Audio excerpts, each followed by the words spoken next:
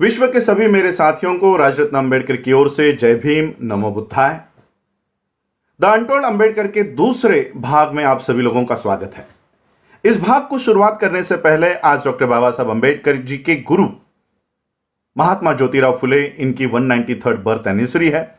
इस अवसर पर मैं अंबेडकर परिवार की ओर से आप सभी लोगों को महात्मा ज्योतिराव फुले, इनके जयंती के हार्दिक हार्दिक शुभकामनाएं देता हूं। आप सभी लोग जानते हैं कि डॉक्टर बाबा साहब अंबेडकर अपनी पढ़ाई पूरी करने के बाद बड़ौदा सरकार के नौकरी में उपस्थित रहने के लिए मुंबई से निकले।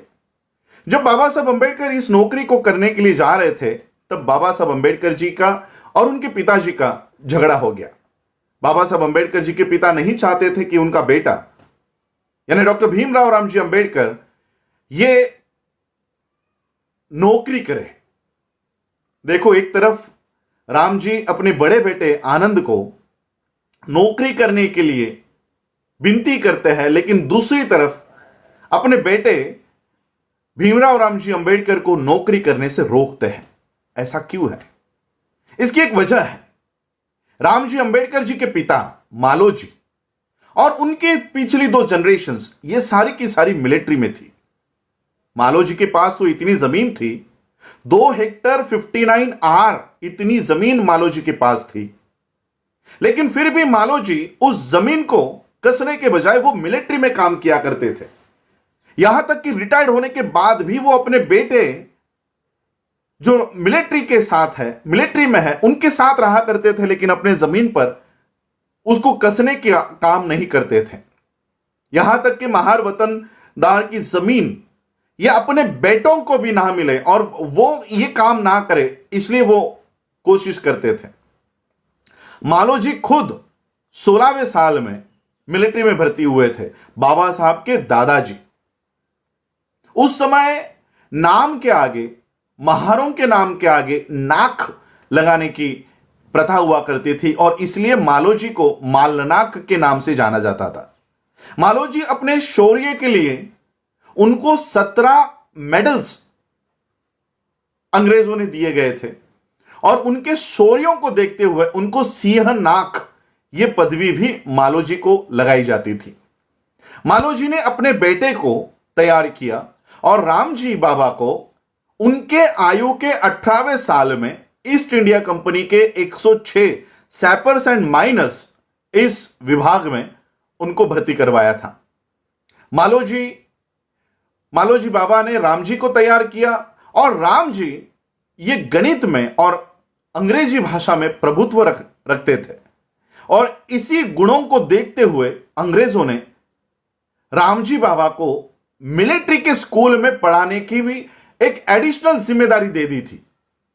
2 काम बाबा साहब के पिताजी किया करते थे, मिलिट्री का काम भी और मिलिट्री के स्कूल में पढ़ाने का काम भी रामजी बाबा किया करते थे।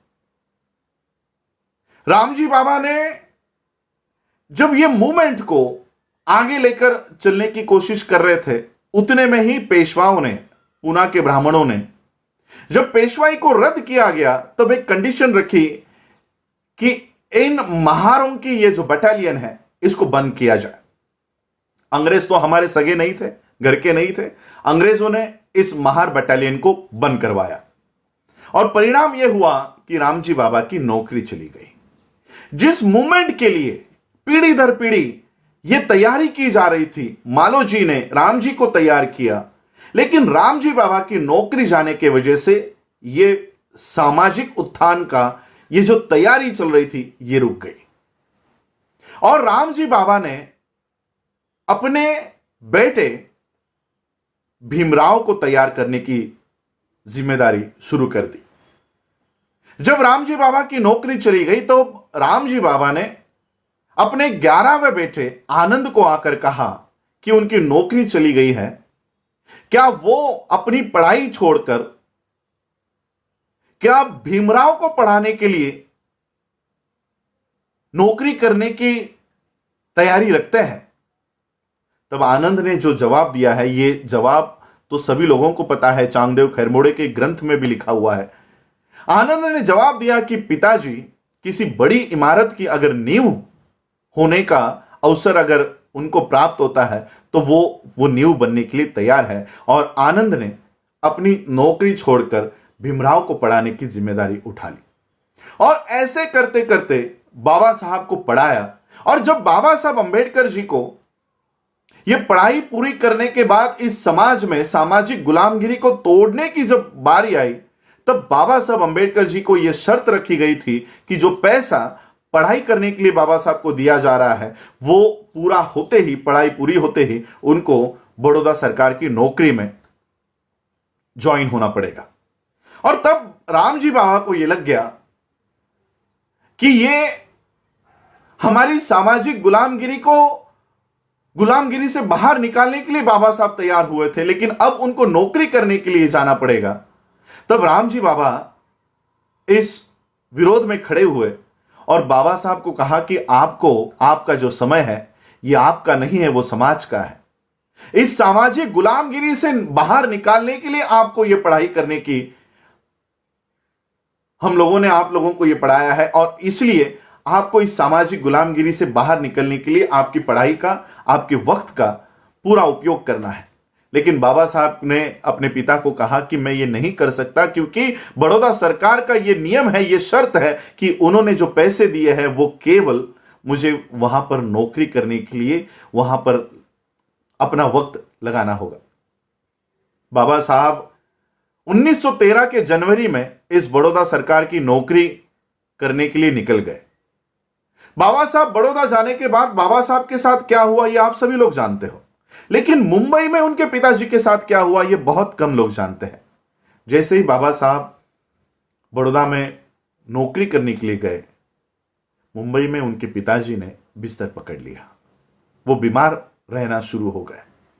और केवल बाबा साहब के साथ क्या होता होगा, मेरे बेटे को क्या क्या सहन करना पड़ता होगा, यह सोच सोचकर वो इतना बीमार हो गए कि 9 दिन में ही बाबा साहब अंबेडकर बड़ौदा में जाने के बाद एक टेलीग्राम उनके पिताजी के बिना बताए, क्योंकि राम जी नहीं चाहते थे कि मेरे बेटे को मेरी वजह से कोई तकलीफ हो और वो अपना काम छोड़कर मुझे देखने के लिए आए, लेकिन घर वालों ने 9वें दिन में ही बाबा साहब को तार भेजी, टेलीग्राम भेजा कि पिताजी बहुत सीरियस है, तुरंत लौट आओ। बाबा साहब को ये तार मिली और बाबा साहब अपने पिताजी को देखने के लिए, मिलने के लिए बड़ौदा से निकले और ये ट्रेन सूरत में आकर रुकी। आप लोगों को सबको पता है, अपने पिताजी के लिए मिठाई लेने के लिए बाबा साहब नीचे उतरे और उनकी ट्रेन चली गई। दूसरे दिन 2 फरवरी 1931 को बाबा साहब अंबेडकर घर आए और उसी दिन रामजी बाबा का देहांत हो गया। रामजी बाबा और बाबा साहब के बीच आखिरी कुछ पलों में बहुत गहरी बात हुई। उसके बाद बाबा साहब ने अपनी नौकरी त्याग दी और सामाजिक उत्थान की इस लड़ाई में बाबा साहब पूरी ताकत से उतरे। लेकिन जब बाबा साहब माता रमाई से बात करते थे अपने पिताजी की याद में, वो एक बात कहा करते थे कि रामू, जब मैं अपने पिता के साथ खुद को तौल कर देखता हूं तो मैं कहीं कम पड़ गया हूं, ऐसा मुझे लगता है। ऐसा बाबा साहब क्यों कहा करते थे? बाबा साहब इसलिए ये बात कहते थे क्योंकि जो तैयारी मालोजी ने राम जी को तैयार करने में लगाई, जो राम जी ने बाबा साहब को तैयार करने में लगाया, वो कहीं ना कहीं बाबा साहब अंबेडकर अपने अगली पीढ़ी बाबा साहब की कौन है? क्या बाबा साहब के बच्चे और बाबा साहब के नेफ्यू ये बाबा साहब की अगली पीढ़ी थी? नहीं, ये पूरा समाज बाबा साहब की अगली पीढ़ी थी। बाबा साहब अपने अंतिम भाषणों में यही बात कहते हैं कि मुझे मेरे पढ़े लिखे लोगों ने धोखा दिया। वो इसलिए कहते हैं क्योंकि बाबा साहब ये मूवमेंट, जहां तक बाबा साहब ये कारवा लेकर आए थे, ये कारवा अगली जनरेशन को देकर जाना चाहते थे, लेकिन अगली पीढ़ी बाबा साहब अंबेडकर जी के फैसिलिटीज को लेकर खुश रह रही थी, लेकिन बाबा साहब की मूवमेंट को आगे लेकर जाने के लिए आगे नहीं आ रही थी। और इसलिए बाबा साहब ने व्यथित होकर ये बात कही कि ये कारवां मैं यहां तक लेकर आया हूं, अगर हो सकता है तो इसको आगे लेकर जाओ, लेकिन पीछे लेकर मत जाओ। और इसलिए बाबा साहब माता रमाई से बात करते हुए कहते थे कि मेरे पिताजी के साथ मैं अपने आप को जब तोलता हूं तो कहीं ना कहीं मैं कम पड़ गया हूं ऐसा लगता है। वो इसलिए क्योंकि बाबा साहब ये मोमेंट जिनके हाथों में ट्रांसफर करना चाहते थे, वो नौकरी लेकर, वो घर बनाकर, गाड़ी लेकर अपने परिवार में खुश होने लग गए थे और बाबा साहब की मूवमेंट चलाने के लिए आगे नहीं आ रहे थे। जय भीम, नमो बुद्धाय।